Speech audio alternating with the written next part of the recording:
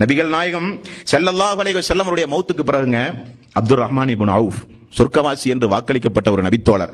அந்த அப்துர் ரஹ்மான் இப்னு அவுஃப் ரசூலுல்லாஹி ஸல்லல்லாஹு அலைஹி வஸல்லம் மௌத்துக்கு பிறகு உயர் ரகமான பேரித்தம்பழம் அல்லாஹ்வுடைய அவருக்கு முன்னால் கொண்டு வந்து வைத்த உடனே அவர் அந்த பேரித்தங்கனியை உண்ணுவதற்கு பகரமாக அந்த பேரித்தங்கனியை கையில எடுத்து வைத்து அப்படியே பார்த்து கொண்டு தோழர்களை எல்லாம் பார்த்து அழுகிறார்கள். அழுவதற்கு என்ன காரணம் சொல்கிறார் ரசூலுல்லாஹி ஸல்லல்லாஹு அலைஹி வஸல்லம் நினைவு கூறி, அல்லாஹ்வுடைய ரசூல் எங்களோடு உயிரோடு வாழ்ந்த காலத்தில் ஒரு காய்ந்த பேரித்தம்பழத்தை கூட, நல்ல உயர்ரகமான பேரித்தம்பழத்தை கண்ணால் கூட பார்க்காமல் இறந்து போய்விட்டாரே, நினைத்து நான் அழுகிறேன் என்றார்கள் அப்துர் ரஹ்மான் இப்னு அவுஃப்.